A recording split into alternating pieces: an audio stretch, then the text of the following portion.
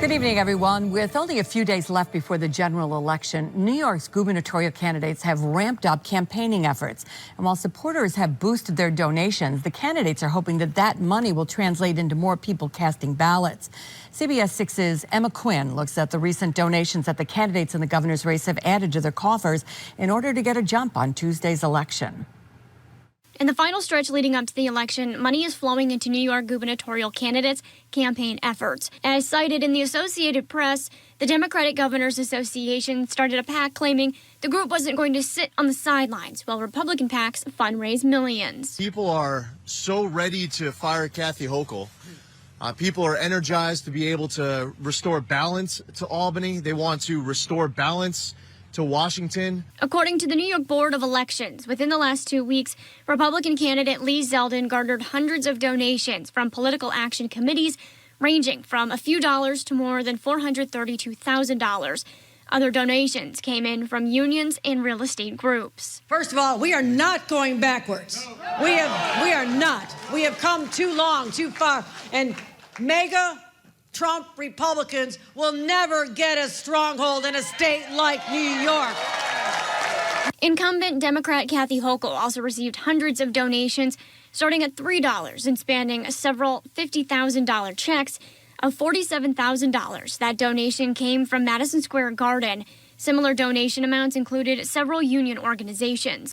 As of Monday, the Hochul campaign has raised $6 million cash on hand, with $3.37 million raised from October 4th to the 22nd. In the same time frame, Zeldin raised $3.6 million, giving his campaign more than $5.8 million. Kayla McCarthy, tell us how candidates are spending their final weekend before election night.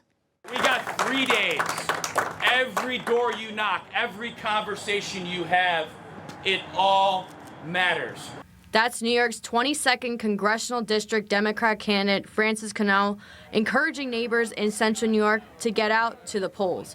Cannell is running against his opponent, Republican candidate Brandon Williams. Cannell was joined by other Democrats like Assemblyman Al Sturpey to share with the community the importance of voting in the midterm election. Let's run through the tape all the way through Tuesday and get those people out to vote. Thank you. Another race that is closely watched is the New York State Senate race for the 48th District. Onondaga County legislator and Republican Julie Abbott is battling against Democrat Rachel May. Both candidates showing up at multiple events to get every vote they can. I have a lot of volunteers out there knocking doors in addition to me, so I definitely feel like people understand, even if they're not in my district now, people in the new parts of the district really understand how hard I've worked for Central New York, and they are eager to vote for me. My weekend is going to be packed with door-to-door campaigning, fundraisers. Other than that, it's the grind is on. I'm hitting all of the events that I can. Candidates and voters are running out of time to cast their vote in this year's election. Tomorrow, early voting ends at 5 p.m. and is the final day of the early voting period. The last chance to vote for the election is on Election Day this Tuesday. Good morning. I'm joined today by Lieutenant Malinowski with the Syracuse Police Department. Lieutenant Malinowski, thank you so much for joining me here this morning. Good morning. Happy to be here as always. So we are looking ahead to Election Day, which is just days away. What is important safety reminders for people to be aware of when they're heading out to the polls?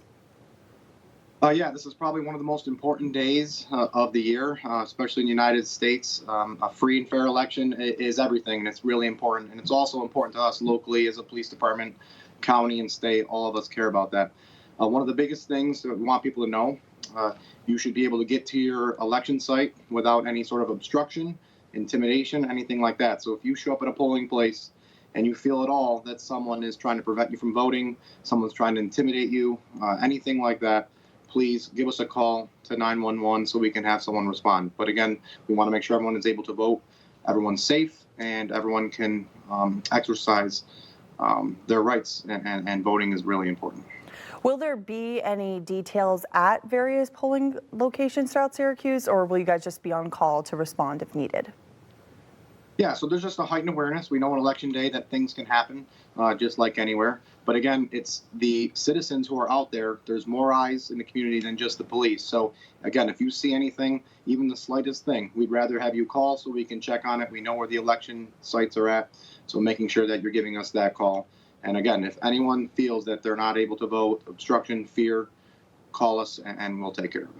And then lastly, there is another scam that the community should be aware of where people are posing as SPD and trying to get them to buy things. Would you tell us a little bit about what that is and what's being done to make sure that people don't fall victim?